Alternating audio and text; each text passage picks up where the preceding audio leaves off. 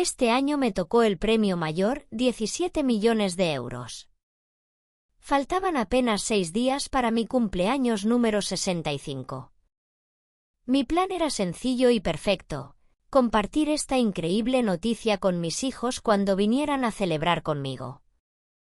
Todo estaba preparado. Después de pagar los impuestos, había decidido usar el resto para regalarles una casa de ensueño a cada uno. Una para Marco y otra para Elena. Además, había preparado un cheque de 800.000 euros para cada uno. Quería ver sus rostros iluminarse de alegría, sorprenderlos como nunca antes. Pero cuando finalmente llegó el día, me encontré sentada sola en la mesa del comedor, mirando las bandejas repletas de comida que había cocinado con tanto esmero, esperando. Las manecillas del reloj siguieron avanzando hasta marcar las 10 de la noche. Ni Marco ni Elena aparecieron. Había intentado llamarlos varias veces, pero no recibí respuesta. Una sensación de vacío y preocupación se fue instalando en mí desde la tarde. A eso de las 3:30, Elena me llamó apresurada diciendo que un asunto urgente en la oficina la obligaría a quedarse más tiempo.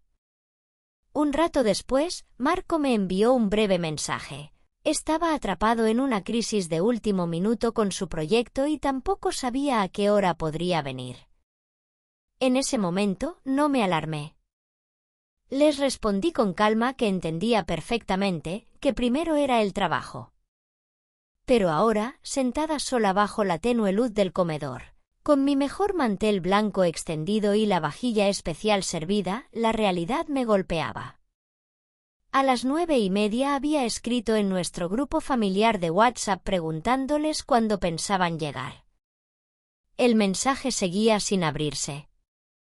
Suspirando, me levanté de la silla, sintiendo que cada músculo de mi cuerpo se volvía más pesado. Sobre la mesa de centro del salón, había dejado 2 carpetas cuidadosamente preparadas. Los contratos de compra de las casas y los cheques. Todo lo que había soñado entregarles ese día. Al recordar cómo había llegado a este punto, una sonrisa melancólica cruzó mis labios. Había empezado casi como un juego, una broma entre mis compañeras de yoga que, obsesionadas con los premios de lotería, me convencieron de probar suerte. Cuando vi los números ganadores, creí que estaba soñando. No se lo conté a nadie, siguiendo el viejo consejo de no alardear de la riqueza repentina. Opté por cobrar el premio en una única vez, aceptando perder un 40% en impuestos. Aún así, me quedaron más de 10 millones, suficientes para asegurar mi jubilación y cambiar la vida de mis hijos. Había decidido reservar 3 millones para mí y dividir el resto en partes iguales para Marco y Elena. Había trabajado toda la vida pensando en ellos. Este cumpleaños iba a ser el inicio de una nueva etapa, una donde finalmente podría verlos vivir sin preocupaciones. Pero el salón, con su decoración de cumpleaños aún intacta, estaba vacío.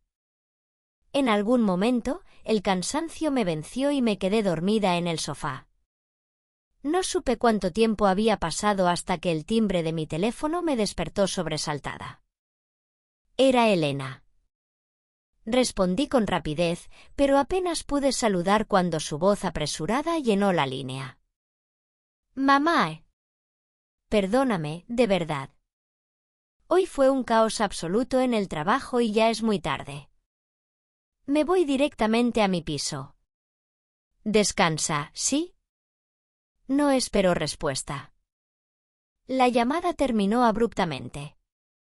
Miré la pantalla del móvil, 11:45. Mi corazón se apretó. Pensé en el pequeño apartamento que le había alquilado cerca de su trabajo cuando terminó su pasantía, solo para que no tuviera que desplazarse tanto. Ahora parecía tan lejos de todo lo que había planeado. De Marco no había noticias. Con movimientos mecánicos, guardé la comida sobrante en el frigorífico, envolviendo cada plato con film transparente. Después escondí las carpetas con los contratos y los cheques en el cajón de mi habitación. Cuando me metí en la cama, ya era pasada la 1 de la madrugada. Así terminó mi esperado cumpleaños número 65, en completo silencio. La mañana siguiente me recibió con un cielo encapotado. El teléfono permanecía en silencio. Ningún mensaje de Marco ni de Elena. Ni siquiera un simple feliz cumpleaños atrasado. Traté de sacudirme la tristeza desayunando algo ligero. Después, decidí salir a caminar por el barrio, esperando que el aire fresco me despejara la mente. Al doblar la esquina, me crucé con Claudia, mi vecina de toda la vida, que paseaba a su cocker spaniel, Toby. Me dedicó una sonrisa cálida y levantó una ceja, curiosa. ¿Qué pasó, Lucía? Sueles salir a caminar temprano. ¿Hoy te demoraste? ¿Todo bien? Esbocé una sonrisa forzada, incapaz de confesar que había pasado la noche en vela, esperando a unos hijos que nunca llegaron. Claudia, perspicaz como siempre, rió entre dientes. Déjame adivinar. ¿Pasaste el día entero cocinando para ellos otra vez y ahora estás rendida? No respondí. Ella continuó con una risa cómplice. Te lo dije 1000 veces, mejor reservar un buen restaurante. Te quitas problemas. A Marco le encanta lo especiado, a Elena lo agridulce y tu nieta Valentina necesita su menú infantil. Un restaurante haría todo eso por ti. Te rompes el lomo cocinando y ni siquiera sabes si vendrán. Sus palabras, en otro momento, me habrían molestado. Pero esta vez solo hicieron eco de una verdad que yo misma había empezado a intuir. ¿Cuándo fue la última vez que pensé en mí? Antes de que pudiera responder, una voz estridente nos interrumpió. Oh, por favor, Claudia. No la pintes como una mártir. Me giré lentamente. Ahí estaba Rocío, una vecina con la que nunca me llevé bien. Habíamos trabajado juntas en la misma compañía de exportaciones textiles hasta que me ascendieron a jefa de operaciones en Europa, un puesto por el que ella también había competido. Nunca superó aquella derrota. Ahora me miraba de arriba a abajo con su clásica mueca de desprecio. Siempre presumiendo de lo unidos que eran Marco y Elena, se burló. ¡Qué gran chiste! Me crucé de brazos, intentando ignorarla, pero Rocío no se detuvo. Ni siquiera llevas una joya decente, Lucía. Me pregunto cómo has vivido todos estos años aparentando ser algo que no eres. Di un paso hacia atrás, lista para seguir mi camino, pero Rocío se interpuso y con una sonrisa amarga, sacó su móvil. Anoche vi algo que seguro querrás ver. Intenté apartarla, pero antes de lograrlo, Rocío puso la pantalla justo frente a mis ojos. Congelé. En el vídeo, entre luces de salón y globos dorados, reconocí de inmediato a Clara, la nueva esposa de mi exmarido Ramiro. A su lado, sonriendo y charlando animadamente, estaban Elena y Marco. Más felices de lo que los había visto en años. El vídeo giró hacia un escenario decorado con grandes letras. Feliz 30º aniversario, Ramiro y Clara y feliz cumpleaños, Clara. Y luego, como una puñalada, apareció mi nieta Valentina, abrazando a Clara y cantando. Abuelita Clara, eres mucho más bonita que mi otra abuela. El golpe final fue escucharla pedir. ¿Podrías venir conmigo y con el abuelo Ramiro al Festival de Deportes del cole? Sentí que el suelo desaparecía bajo mis pies. Dejé caer el teléfono, incapaz de articular palabra. Pero Rocío, disfrutando cada segundo de mi dolor, no había terminado. Marco le regaló a Clara un brazalete de oro que debe haber costado al menos 8.000 euros, se burló. Y a tu querido Ramiro, una caja de coñac francés que ni siquiera se encuentra aquí. Todo mientras a ti, ni un mísero mensaje. Claudia intentó detenerla, pero Rocío la apartó de un tirón. Que lo escuche. Que vea cómo aquellos a quienes dio todo la han traicionado sin un segundo de duda. Cada palabra era como una bofetada. Me sentía ahogarme en un océano de amargura. Recogí mi bolso y me tambaleé de regreso a casa. Mi pecho ardía, mi garganta se cerraba. En cuanto crucé la puerta, me desplomé en el sofá. El llanto que tanto tiempo había contenido brotó con violencia. Era un dolor crudo, hirviente, que no podía detener. Durante horas dejé que los recuerdos fluyeran como una tormenta. Las noches sin dormir, los sacrificios, los pequeños logros. Todo había sido en vano. El llanto terminó dejándome exhausta, pero la calma no trajo consuelo. Al contrario, en el silencio de mi sala, los viejos fantasmas que había intentado enterrar durante tantos años volvieron a despertarse. Mi matrimonio con Ramiro Ortega había sido un error desde el principio. Para cuando cumplí 40 años, ya había abandonado toda esperanza de encontrar el amor en sus brazos. Nos habíamos conocido a través de una amiga en común. Ramiro era entonces un hombre de apariencia impecable, trabajando como asesor en la oficina de administración municipal, con una carrera prometedora. Yo, recién salida de la universidad, apenas comenzaba como correctora de estilo en una editorial modesta. Mis padres lo vieron como el partido ideal, estable, respetuoso, con conexiones. Me dijeron que era una suerte que un hombre así se fijara en mí. Yo, demasiado joven y con pocas herramientas para cuestionarlo, acepté. Solo supe mucho después que Ramiro, en realidad, seguía atado al recuerdo de un viejo amor, Clara, la misma mujer que ahora festejaba rodeada de mis hijos. Cuando nos casamos, apenas un año después de conocernos, nuestra vida juntos fue funcional, no apasionada. Compartíamos techo, responsabilidades, pero no un verdadero vínculo. Me convencí de que la estabilidad era suficiente. Que no todos los matrimonios debían ser un torbellino de emociones. La rutina se instaló pronto. Desayunos silenciosos, tardes ocupadas, noches separadas por la fatiga. A los 3 años, nacieron los gemelos, Marco y Elena. Lo que debió haber sido una bendición fue, para mí, un naufragio emocional. Las noches interminables sin dormir, las demandas físicas y mentales de criar 2 bebés a la vez, me pasaron factura. Con desesperación, le pedí a Ramiro ayuda. ¿Podría su madre, Beatriz, venir a echarnos una mano? Pero siempre había excusas, que estaba enferma, que era demasiado mayor, que no era el momento. El tiempo pasó. Perdí mi trabajo en la editorial porque no pude reincorporarme a tiempo. Sentí que la vida me pasaba por encima. En el primer cumpleaños de los gemelos, Beatriz no apareció. Mi decepción se transformó en resentimiento. Esa noche, por fin, Ramiro me confesó. Su madre estaba perfectamente bien. Simplemente había preferido cuidar a los nietos de otra familia. Me explicó, con la frialdad de quien describe un trámite. Su jefe, con mucho más poder que nosotros, necesitaba una niñera para sus hijos, y Beatriz se había ofrecido. Eran lo mejor para el futuro de Ramiro, dijo.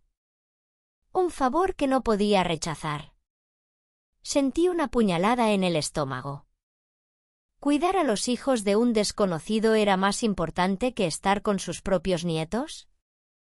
Mi desilusión no hizo más que crecer cuando, unos meses después, su tía Pilar me dejó caer otra bomba. Lucía, me dijo con voz baja. Vigila a Ramiro. Asegúrate de que nadie se lo lleve. En ese momento no entendí la magnitud de sus palabras. Hasta que, una mañana, encontré una vieja caja de madera olvidada en su estudio. Dentro había cartas. docenas de cartas escritas por Clara. Cartas de amor, de desesperanza, de añoranza. Una correspondencia secreta que se había mantenido viva durante años, incluso después de nuestro matrimonio. Cartas que hablaban de un amor eterno que nunca se apagó, de promesas rotas y anhelos enterrados. Una carta en particular me destrozó. Cada vez que Beatriz viene a cuidar a mi hija, me siento culpable pero feliz. Sé que le quitas dinero de tu salario para enviarlo a mí. No sé cómo tu esposa aguanta criar gemelos sola. Yo no podría. Qué horror tener que parir 2 criaturas a la vez. Mis manos temblaban. El aire se volvió irrespirable. Sentí náuseas, mareo, odio, dolor. En un arrebato de rabia, confronté a Ramiro esa misma noche. No negó nada. Ni siquiera trató de defenderse. Simplemente se encogió de hombros y dijo: «No hay nada entre nosotros más que palabras. Si te molesta tanto, dejaré de escribirle». Como si esas palabras pudieran borrar todo lo que había sufrido. Me sentí invisible. Una sombra en su vida. Esa noche, mientras los gemelos lloraban de hambre y yo no encontraba una sola lata de fórmula en la cocina, porque Ramiro, una vez más, había olvidado comprarla, algo dentro de mí se rompió. Su indiferencia ya no era soportable. Mi vida, mi juventud, mi felicidad, todo había sido sacrificado en nombre de un matrimonio que no era más que una farsa. Y entonces, por primera vez, supe que tenía que salir de allí. Tenía que salvarme. La noche en que finalmente decidí que mi matrimonio con Ramiro había terminado no fue una explosión, sino una lenta implosión interna. Mientras los gemelos lloraban desconsoladamente, mientras el frío de la cocina me mordía los huesos, supe que ya no podía seguir. A la mañana siguiente, en cuanto Ramiro salió para el trabajo, reuní todo el valor que me quedaba. Entré en su despacho, un lugar que rara vez pisaba. En el fondo de su armario, escondido tras una falsa pared de libros, encontré lo que confirmaba todo. Un álbum de fotos, repleto de imágenes antiguas de Ramiro con Clara.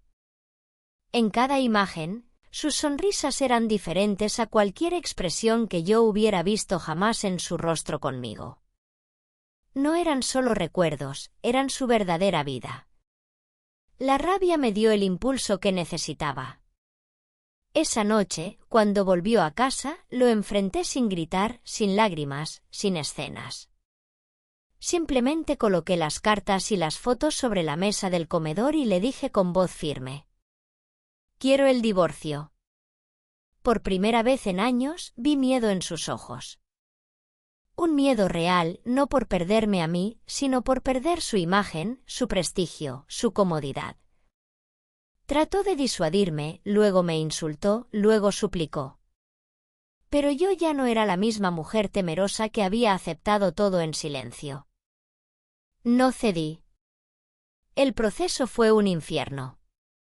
Mis padres me dieron la espalda.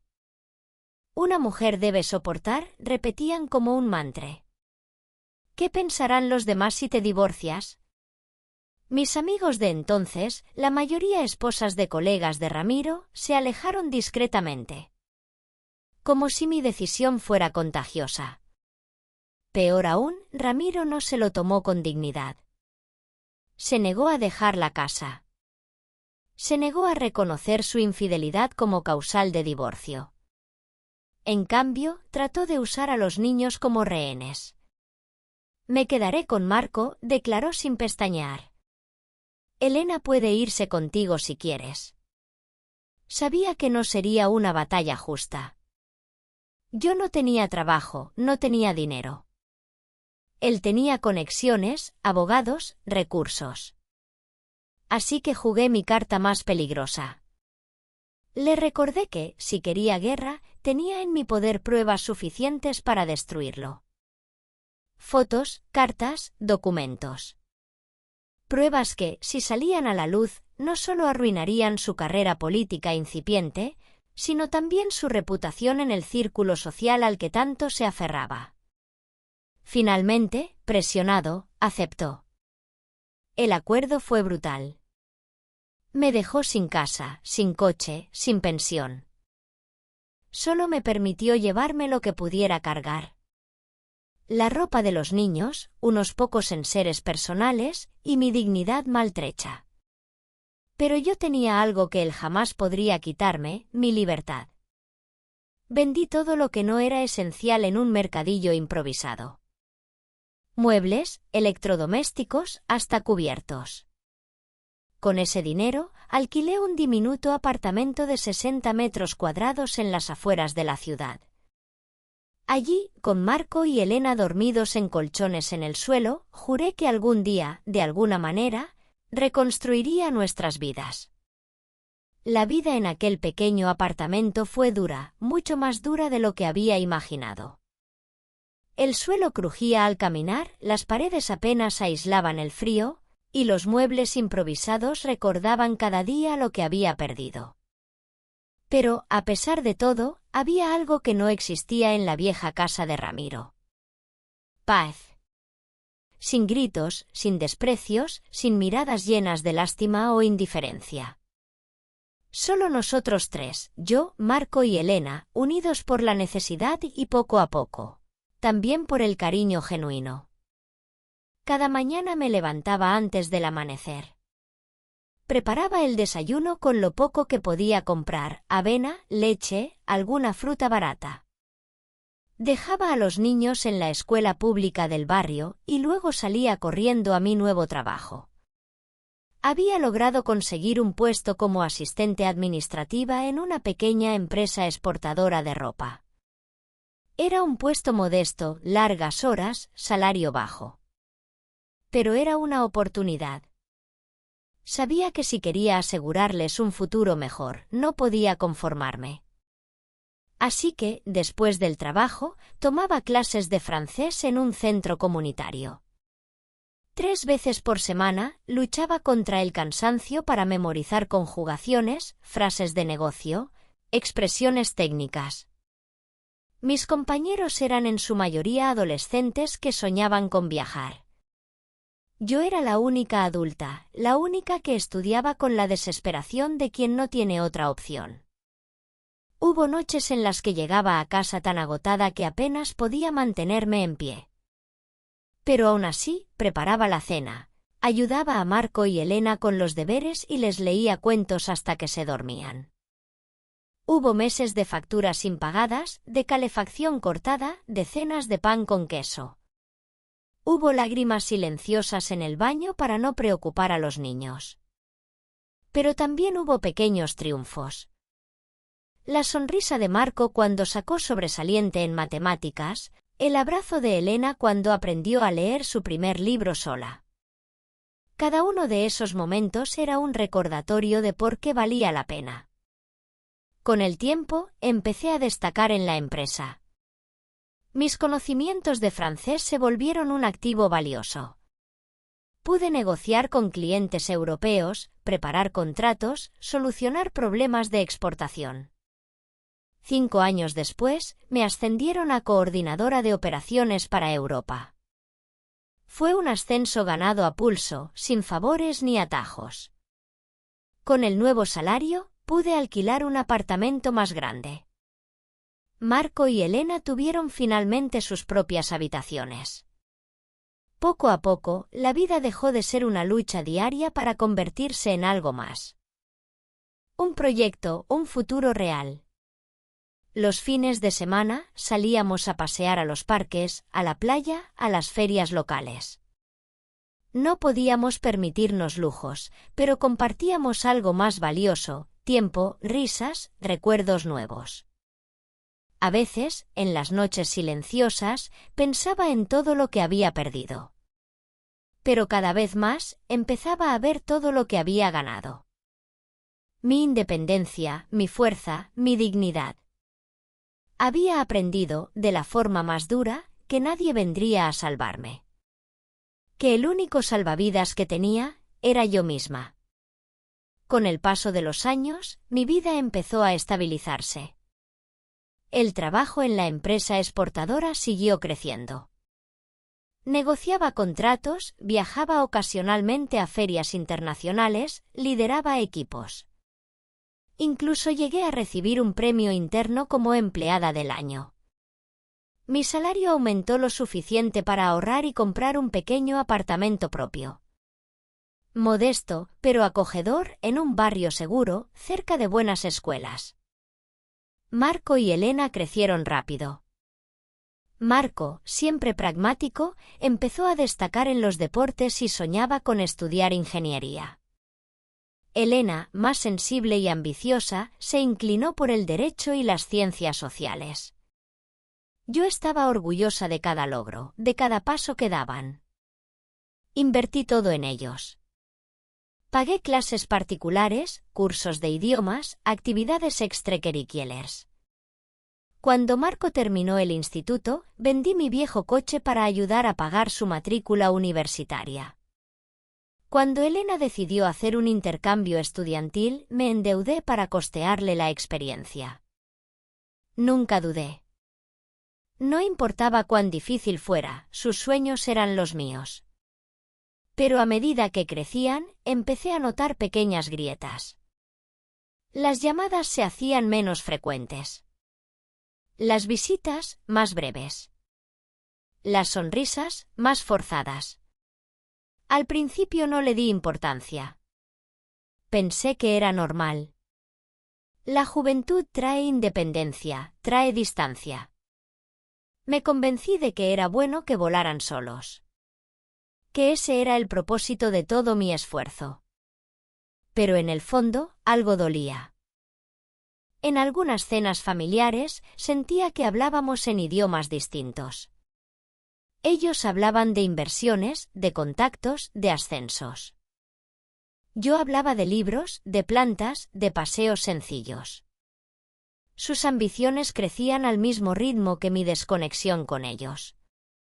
Recuerdo un domingo en particular. Había preparado su plato favorito, estofado casero, y les pedí que vinieran a comer. Llegaron tarde, apenas probaron bocado, y pasaron casi toda la comida mirando sus teléfonos. Cuando les pregunté cómo iban las cosas, las respuestas fueron vagas, automáticas. Al despedirse, Marco me dio un beso rápido en la mejilla. Elena, ni siquiera eso. Me quedé en la puerta viéndolos alejarse, sintiendo un vacío helado en el pecho. Es normal, me repetí. Así es como debe ser. Pero una parte de mí, la parte que había renunciado a todo por ellos, se preguntaba en silencio. ¿En qué momento dejé de ser parte de su mundo? Mi cumpleaños número 65 llegó con más nerviosismo que entusiasmo. Había cocinado durante 2 días enteros. Pasteles, empanadas, guisos, todo casero, todo con amor. Había comprado flores nuevas para la casa, colgado guirnaldas discretas, preparado incluso pequeños obsequios para Marco y Elena. Era una celebración íntima, familiar. Lo único que pedía era tenerlos a mi lado. Desde la mañana, estuve mirando el móvil constantemente, esperando algún mensaje, alguna llamada. Nada. A la 1 del mediodía, escribí en nuestro grupo familiar. ¿A qué hora vienen? Hay pastel de chocolate. Nadie respondió. A las 3, Elena me llamó apresuradamente. Mamá, surgió un asunto urgente en la oficina. Puede que llegue más tarde, o quizá mañana.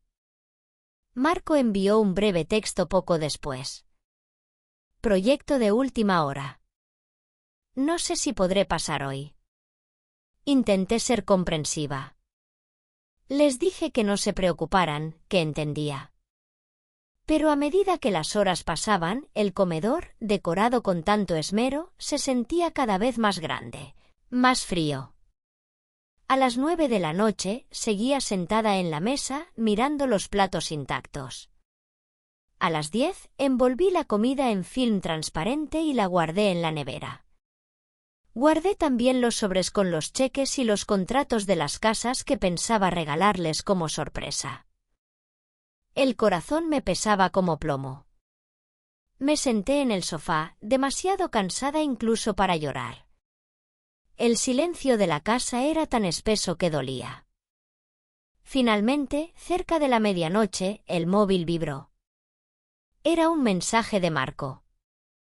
«Feliz cumpleaños, mamá.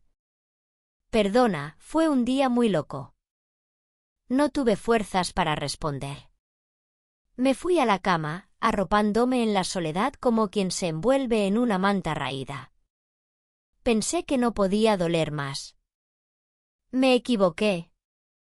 Al día siguiente, mientras paseaba por el parque intentando distraerme, me encontré con Rocío, aquella vieja conocida que parecía disfrutar de mi desgracia. Se acercó sonriendo de forma venenosa. ¿Te divertiste ayer en tu gran fiesta? Su tono sarcástico me hizo encoger el estómago. Antes de que pudiera alejarme, sacó su móvil y, sin permiso, me mostró un vídeo. Lo que vi me dejó sin aliento. Allí estaban Marco, Elena, mi exmarido Ramiro y su nueva esposa, Clara. Sonriendo, brindando, celebrando.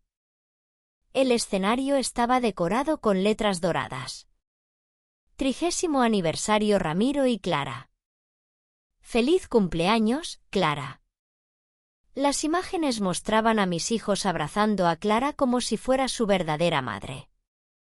Valentina, mi nieta, saltaba en sus brazos, gritando alegremente. «Abuela Clara, eres la mejor». El golpe fue brutal.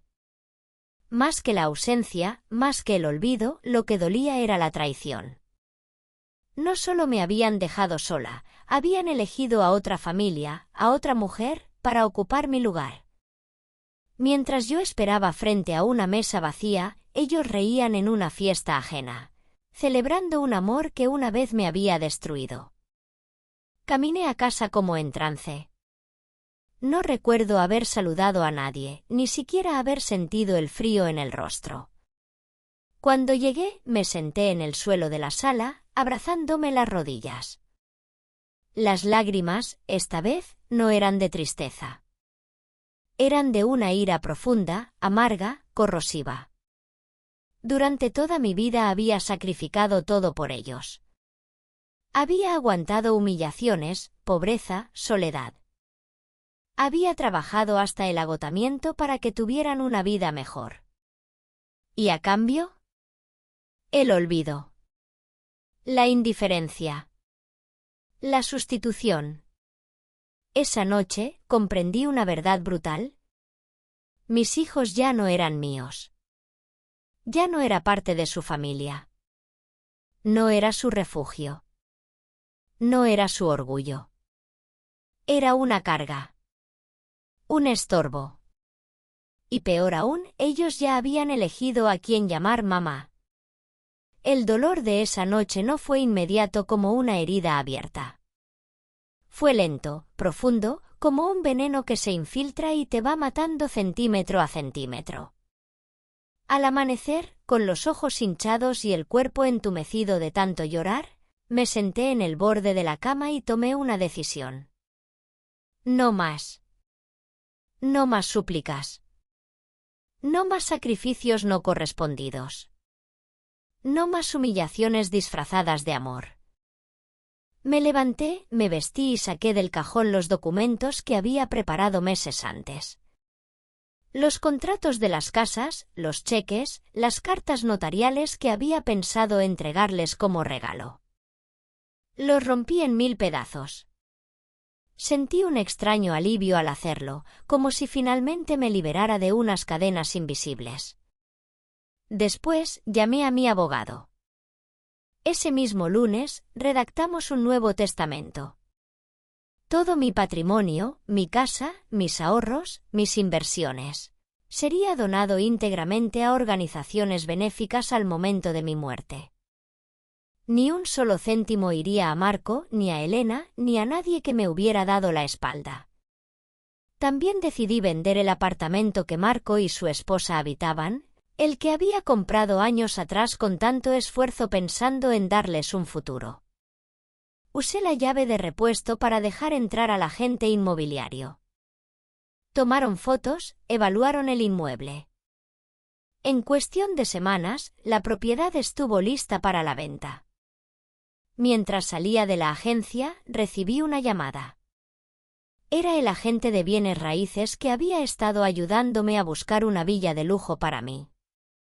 Señora Lucía, dijo animadamente, tenemos una oferta exclusiva para la villa que vio. ¿Le interesa cerrar? Miré el cielo azul pálido de aquella tarde y sonreí con amargura. No, gracias. Ya cambié de planes. Colgué. Había soñado con aquella casa para compartir con mis hijos, para llenar de risas, nietos y celebraciones. Ahora, esos sueños eran cenizas. Al día siguiente, comenzaron las llamadas desesperadas de Marco. Primero mensajes de voz suplicantes. Después llamadas cada hora. No respondí. Bloqueé su número. Pero poco después, mi teléfono volvió a sonar. Esta vez era Daniela, su esposa. Por curiosidad, contesté. Al otro lado, la voz de Marco explotó como una bomba. ¿Qué demonios estás haciendo, mamá? ¿Cómo te atreves a vender nuestra casa? ¿Nuestra casa? Tuve que reprimir una carcajada amarga. No es nuestra, Marco. Es mía. Y hago con ella lo que quiero. Él bufó, furioso. ¿Cómo puedes ser tan egoísta? ¿Después de todo lo que hicimos por ti? La hipocresía era casi cómica. ¿Todo lo que hicieron por mí? Repetí, incrédula. No me hagan reír. Colgué sin esperar respuesta. Bloqueé también el número de Daniela. No quería escuchar más excusas, más mentiras, más reclamos. Por primera vez en mi vida, elegía el silencio. Con el dinero de la venta, compré una pequeña casa de campo en las afueras. Una vivienda modesta, rodeada de naturaleza, donde podía cultivar flores, leer libros, acariciar a los gatos que había adoptado. Una casa sin gritos, sin reproches, sin exigencias. Una casa solo para mí. Contraté a una asistenta 2 veces por semana para las tareas pesadas. El resto del tiempo me dedicaba a mí misma. Aprendí a hacer mermeladas caseras, a tejer bufandas de lana gruesa, a cuidar de un pequeño huerto. Por primera vez en décadas, vivía para mí. El peso de la culpa, del deber, del sacrificio, se iba evaporando lentamente.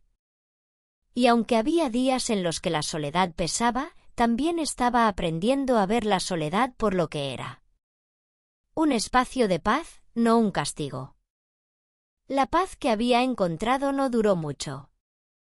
Un día, mientras regaba las plantas del jardín, 2 figuras conocidas cruzaron la verja.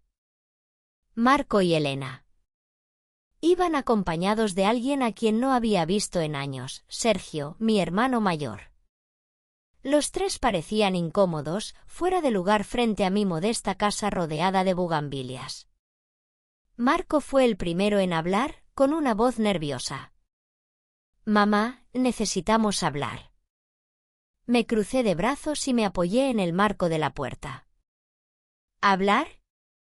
¿Después de meses de silencio? Elena bajó la mirada. Sergio carraspeó, buscando las palabras correctas. Lucía, nuestros padres están muy mal. Nos pidieron que te contactáramos. Fruncí el ceño. Mi relación con ellos había sido prácticamente inexistente desde mi divorcio. Cuando más los necesité, me dieron la espalda. Ahora, de pronto, me necesitaban. ¡Qué ironía! Marco dio un paso adelante. Mamá, mira, ya pasó mucho tiempo. Es absurdo seguir con esto. Su tono era el de alguien que da órdenes, no el de un hijo que pide perdón. Elena añadió apresuradamente. Además, papá está muy enfermo. Necesita ayuda. No pude evitar sonreír, una sonrisa fría y vacía. ¿Y qué tiene eso que ver conmigo? Marco frunció el ceño, visiblemente molesto. Eres su hija. Tienes la obligación de ayudar. ¿Obligación? Repetí, dejando que la palabra saboreara el aire. Sergio, viendo que no cedía, intervino. Legalmente, podría ser obligada a pagar asistencia. Ya lo consulté. Me encogí de hombros. Entonces, demándame. No pienso mover un dedo. Elena intentó suavizar las cosas. Mamá, si ayudamos ahora, podemos reparar las cosas. Volver a ser una familia. Una carcajada amarga me escapó antes de poder contenerla. ¿Familia? Cuando los necesitaba, ninguno de ustedes estaba. Ahora que necesitan algo de mí, de repente recuerdan que existo. Los miré uno por uno, sintiendo una extraña sensación de liberación.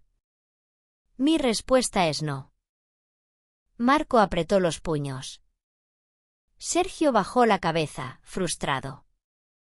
Elena, con lágrimas en los ojos, murmuró. «¿Entonces, nos cierras la puerta para siempre?» «No», dije en voz baja. «La puerta la cerraron ustedes hace mucho tiempo. Yo simplemente la he sellado». Sin esperar más palabras, les di la espalda y entré en casa, cerrando la puerta con un clic suave pero definitivo. Esa noche recibí un mensaje de un número desconocido. Era corto, seco. «Suerte con tu vida, mamá. No cuentes con nosotros nunca más». Lo leí sin inmutarme. El corazón, por fin, se había endurecido donde antes solo había heridas abiertas. Me preparé una taza de té de jazmín, acaricié a uno de mis gatos dormidos en el sillón, y puse un disco de música clásica en el reproductor. Por primera vez en mi vida, el silencio me sabía a libertad. El tiempo pasó. Primero lentamente, luego como un río desbordado que arrastra todo a su paso.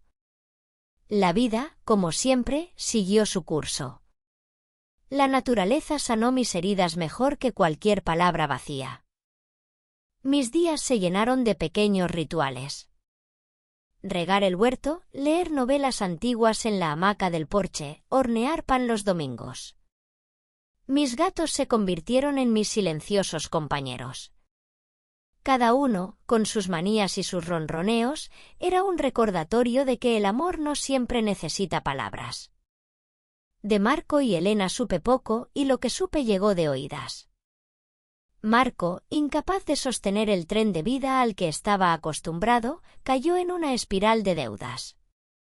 Después de perder su casa y su trabajo, terminó compartiendo un piso pequeño en las afueras de la ciudad.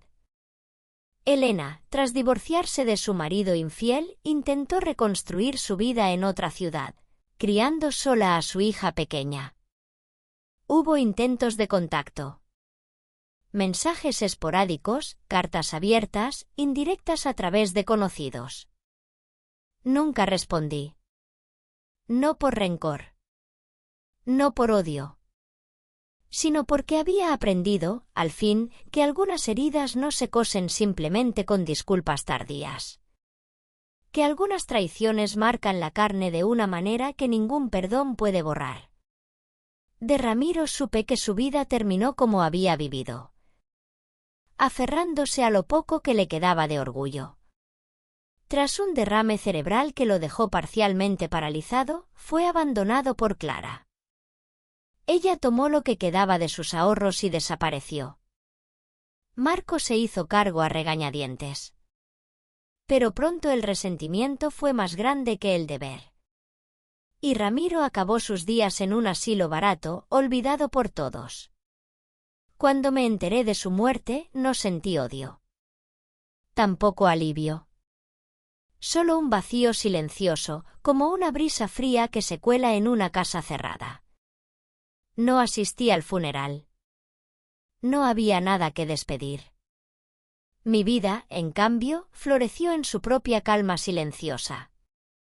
Mi pequeña librería-cafetería, abierta años atrás en el centro del pueblo, se convirtió en un refugio para estudiantes, jubilados, soñadores.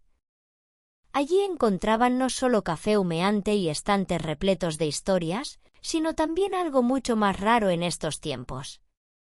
Un espacio donde el alma podía respirar. Me hice amiga de algunos jóvenes empleados que venían y se iban con las estaciones. Nunca esperé lealtad de ellos. No necesitaba que nadie se quedara para siempre. Aprendí que el cariño no se mide en promesas eternas, sino en momentos sinceros.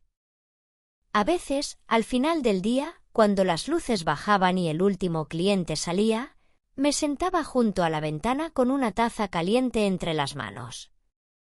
Miraba la calle vacía, las hojas girando en remolinos, y sentía algo que durante muchos años me fue ajeno. Paz. Una paz profunda, serena. No la paz de quien nunca fue herido, sino la de quien sobrevivió todas las heridas y aprendió a caminar cargando solo consigo misma. No guardaba rencor a Marco, ni a Elena, ni a Ramiro. Pero tampoco guardaba esperanza de reconciliación. Al final, entendí. Hay pérdidas que no se superan. Hay traiciones que no se olvidan. Pero también hay vida después de todo eso. Una vida que, por primera vez, era plenamente mía. Y eso, pensé mientras acariciaba distraídamente a uno de mis gatos dormidos en mi regazo, era más que suficiente.